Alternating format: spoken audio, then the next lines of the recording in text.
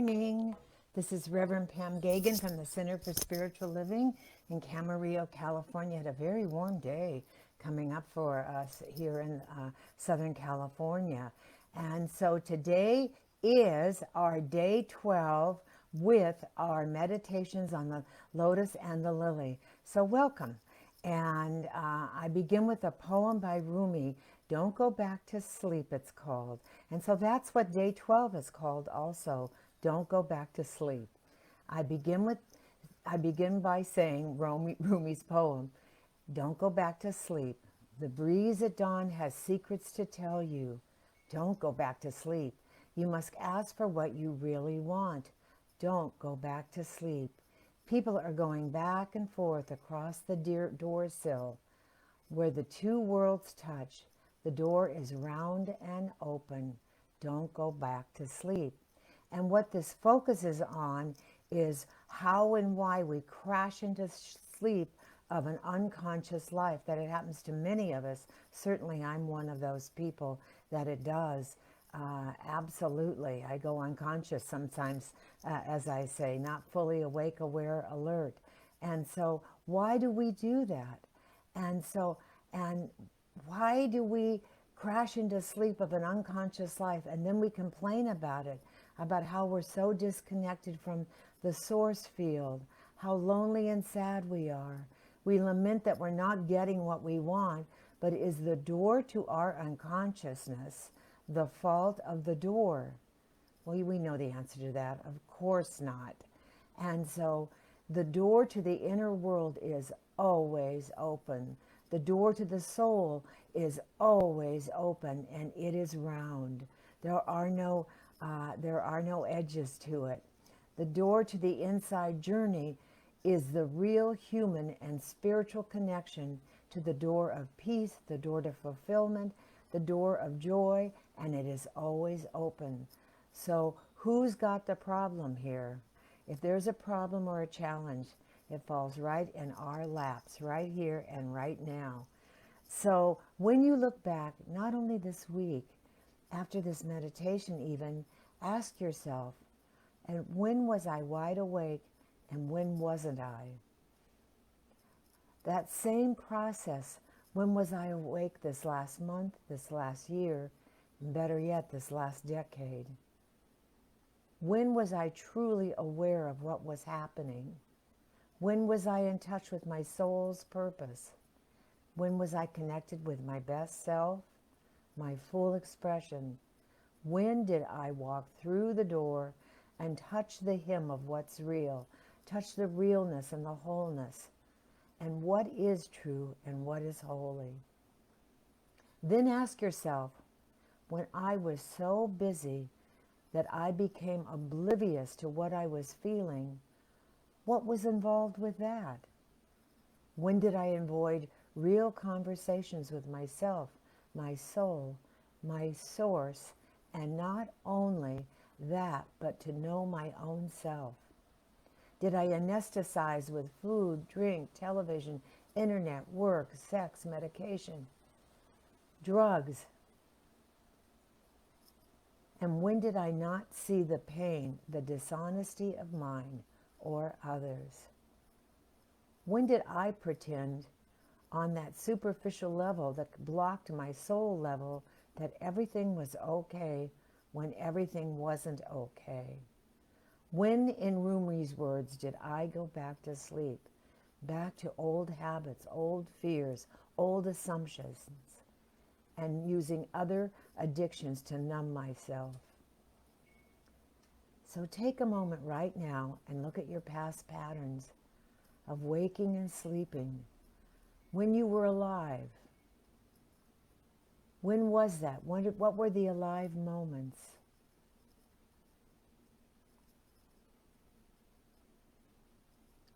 Clearly recognize and know these two different conditions, when you're awake and when you're sleeping, and you will reveal something to yourself big about yourself. So we're going to go into a meditation here and take those questions in. And when we go into our meditations, ask yourself to reveal the profound difference you need to create in the life you want. If you want a beautiful, abundant, magical life, you can have one. It's yours. That magic comes only to those awake enough to see it and use it. Ask to see what your triggers are and remain intentionally in that feeling of wakefulness, even in the midst of circumstances that used to put you to sleep. When awake, notice how the blessings and the manifestations pour in. And in those moments, you can even appreciate the difficulties and rise above them. Let your instincts for being awake and alive guide you rather than your preconceived shoulds. So now we are going to go into meditation. And during the meditation, you can take a moment and write down your questions later and your answers later to the situations and the people that makes you feel like you want to go to sleep, how you anesthetize yourself and stay asleep and not part of the pain. What are your most awake moments? What situations or people make your soul sing? And when you are truly awake in those moments, what does it feel like? And how can you extend those moments, moments by moments by moments? How can you stop doing the things that continue to anesthetize you? And how will those changes impact anyone else in your life? Because they definitely will, because every time you change, the whole world around you changes. So now we're just going to go in and breathe in.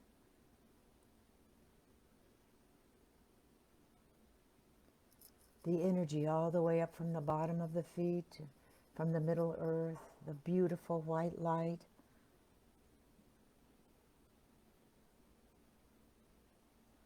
All the way up, breathing that relaxing in, the feet, the ankles.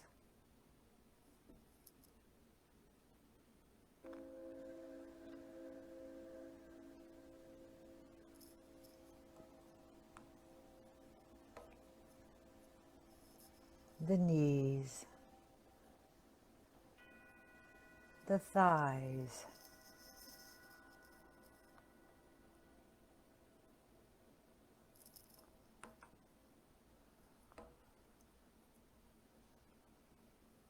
the hips, opening the root chakra, the red ruby root chakra.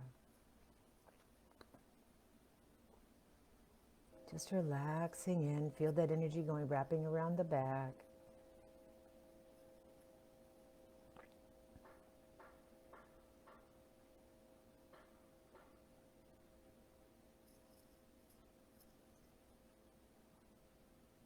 Coming up to the sacral chakra, the beautiful orange sacral chakra below the belly button. And now breathing in to the solar chakra above the belly button and below the heart. Beautiful yellow solar chakra.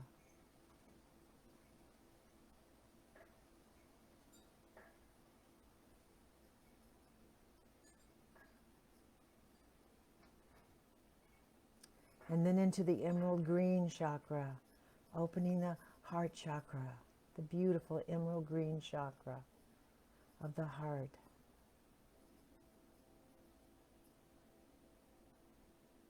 And see the lotus there, or the lily there.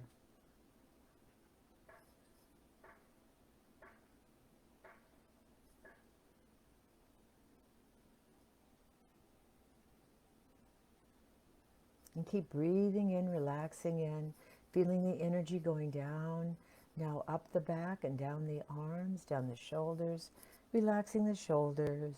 You may even feel slack-jawed. Coming down the upper arms, the elbows, the lower arms, the wrists, and out the fingertips. These are your energy wands, as I say. Place them any place that you may need energy today.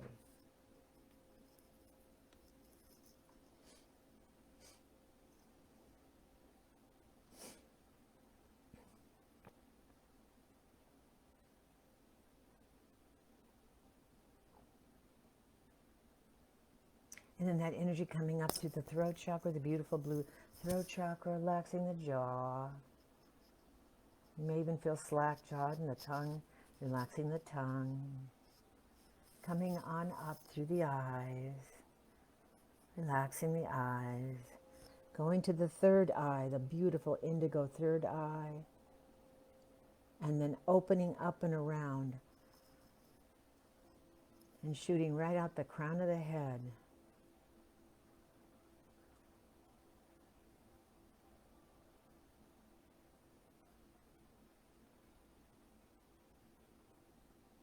Connecting to all the worlds, all the universes surrounding you, all the love, all the intelligence, not only coming in and through and surrounding you and expressing as you, but connecting to you to all that was, all that ever will be,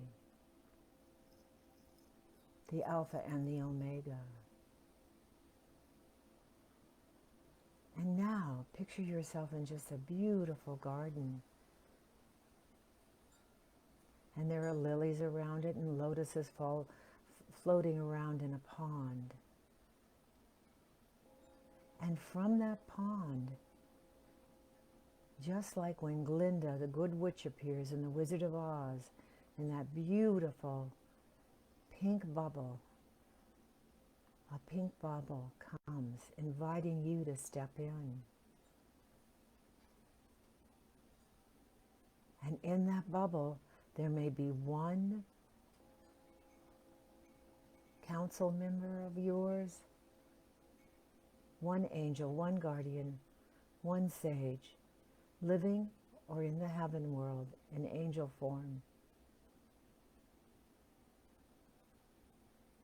And you just feel the energy, and it is so powerful.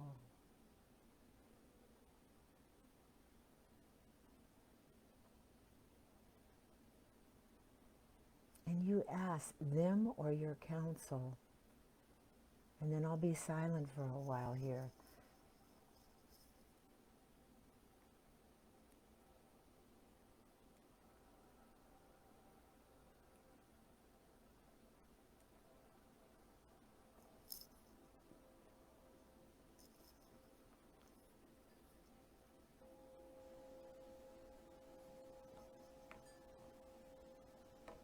What is it that makes me slip under the covers of unconsciousness? For once it's revealed, I'll recognize it and stop it.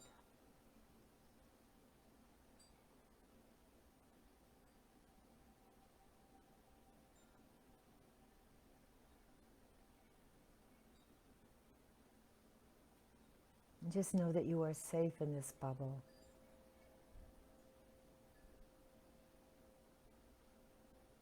So you may ask who's with you, and also the revelation of what makes me hide under the covers of unconsciousness.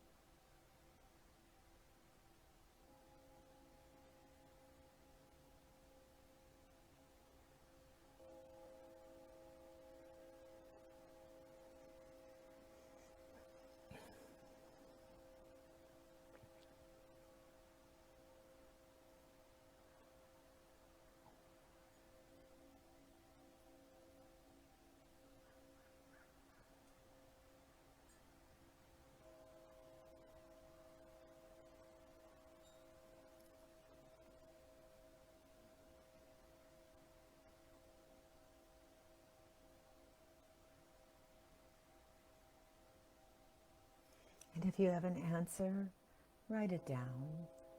If possible, paper and pen, write it down.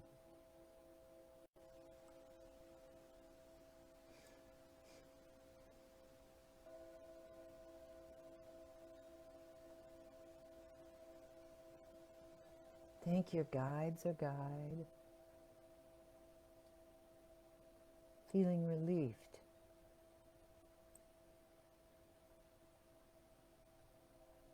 Relieved.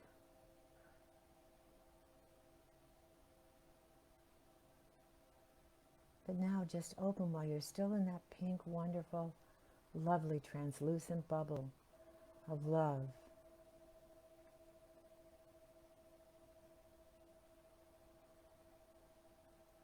Look at the times when you have been fully awake.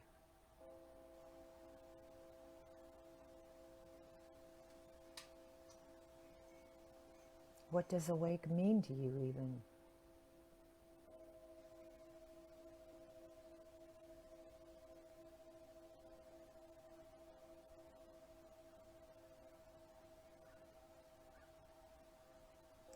To me, it means connected.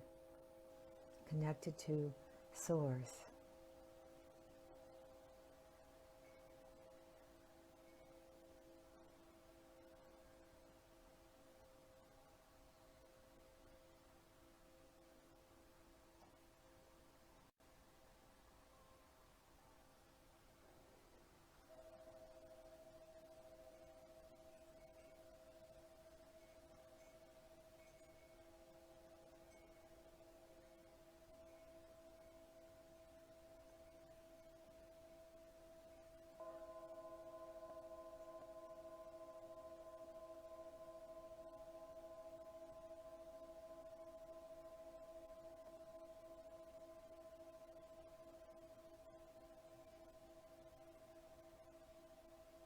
Look now when you've been fast asleep.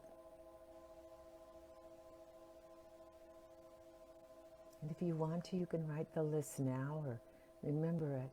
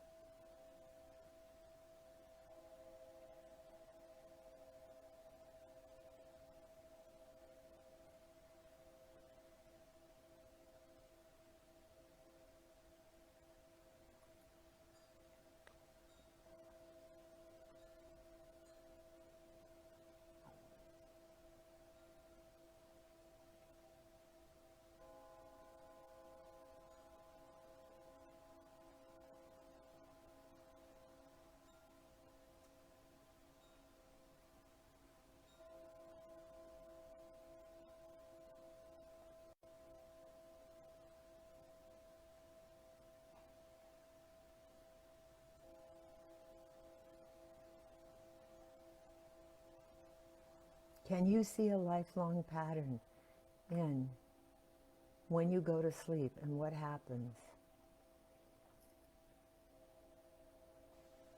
Can you recognize how you numb yourself?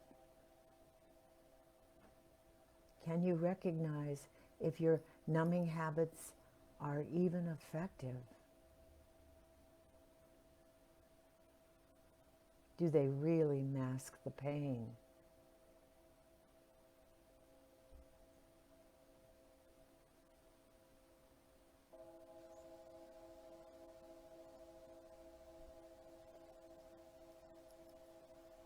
We cannot selectively numb emotions.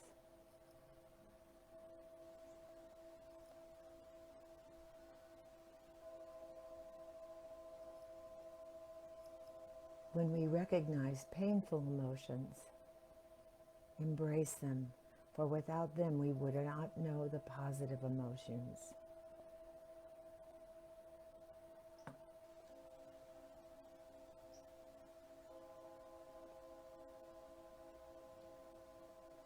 When we leave here, this is your homework for this weekend.